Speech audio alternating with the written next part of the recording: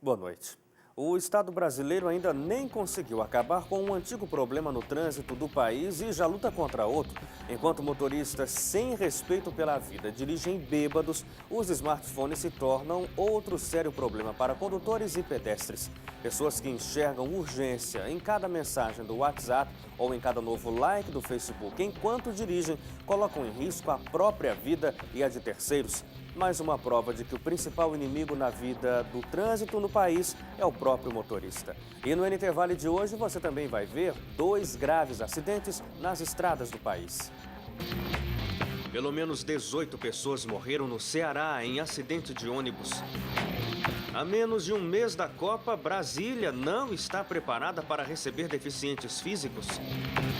São Paulo teve chuva de granizo nesse domingo, o que não acontecia há quase 4 anos. E ainda, a qualidade do ar da capital paulista melhorou nos últimos anos.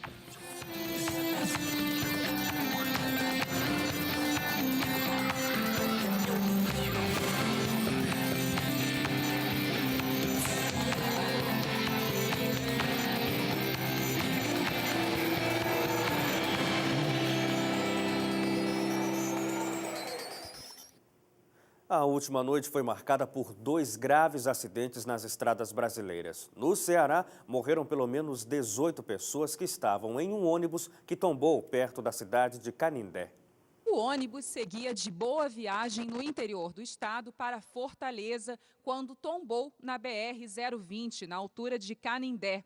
48 pessoas estavam a bordo. Pelo menos 15 ficaram feridas. O motorista disse à polícia que perdeu o controle quando um motociclista à frente dele freou bruscamente.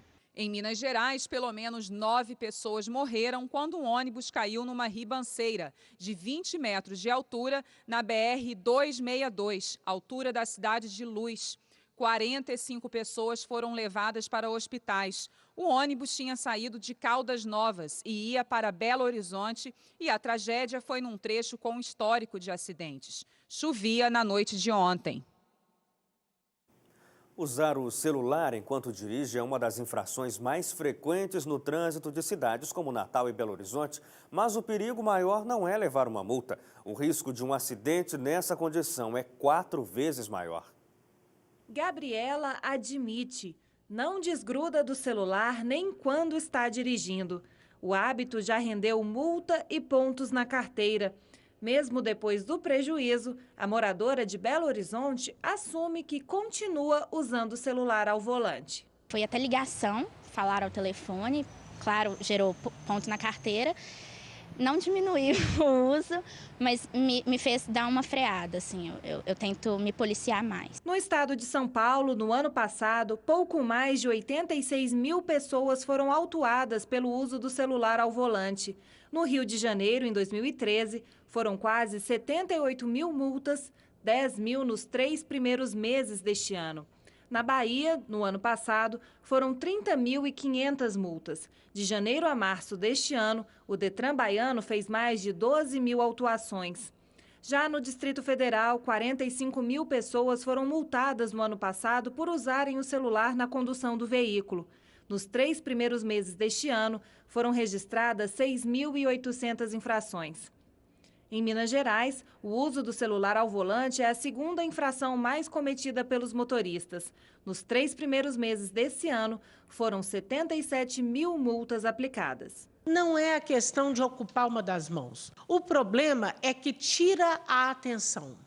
Os pesquisadores da área já fizeram vários estudos, comprovaram que aumenta em 4 vezes o risco de acidente. Outra situação de risco é usar o celular ao atravessar a rua.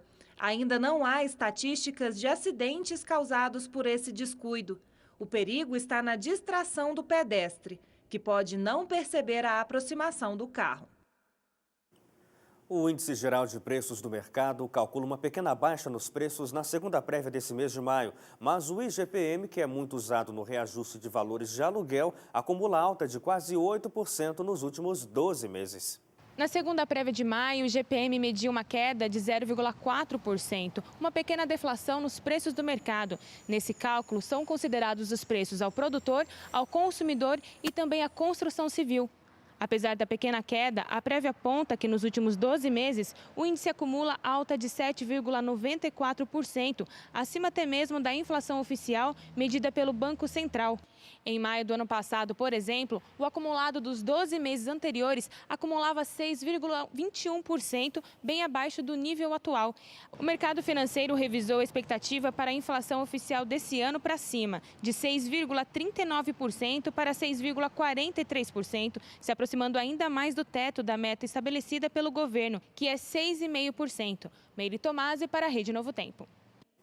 A Copa do Mundo está chegando e muitas cidades ainda não estão prontas para receber os milhares de turistas. Em Brasília, falta infraestrutura para pessoas com deficiência física. Não há rampas para quem anda com cadeira de rodas. José Neto perdeu a visão aos 2 anos por causa de um glaucoma. Ele mora em Brasília, mas não consegue visitar alguns pontos turísticos da capital, como a Catedral, por exemplo. Falta acessibilidade, estrutura para pessoas com deficiência. Muitas calçadas quebradas, tem que ter o piso tátil. Não tem como a gente identificar para onde a gente quer ir. Ao chegar no Congresso Nacional, a sede do Poder Legislativo brasileiro, José tem dificuldades para atravessar a avenida. Isso porque o semáforo que leva ao prédio não é sonoro. A visão da gente é o ouvido. Se não tiver sinal sonoro, como é que a gente vai saber? José Roberto, que é cadeirante, não enfrentou problemas para entrar no ônibus que leva ao estádio Mané Garrincha. O veículo tem estrutura adequada e ele ainda recebeu a ajuda do cobrador. O difícil é conseguir chegar ao estádio. Aqui nesse sinal, em frente ao estádio Mané Garrincha, não é fácil para um cadeirante ou deficiente visual atravessar a pista. Além de o sinal não ser sonoro, a distância entre o lado e o outro da pista é grande, são 6 faixas. Só resta contar com a solidariedade dos motoristas para conseguir terminar de atravessar. O estádio lá dentro ele é ótimo, tem piso tátil, tem uma condição de acessibilidade muito boa, mas o seu entorno acaba transformando isso tudo numa ilha. As calçadas ao redor do estádio estão quebradas e sem o piso tátil. Para o ministro do Esporte, a situação deve ser revertida a tempo para a Copa. Todos os estádios no Brasil e todas as obras públicas só podem ser construídas e licenciadas mediante o cumprimento da lei de acessibilidade. E é isso que foi feito. Se houver alguma falha nesse sentido, ela tem que ser corrigida. O cálculo de um economista da Fundação Getúlio Vargas indica que os gastos com a construção de estádios para a Copa do Mundo de Futebol seriam suficientes para dar um reajuste melhor para aposentados que ganham mais de um salário mínimo. Esse é o tema de hoje no quadro É Seu Direito com José Carlos Cataldi.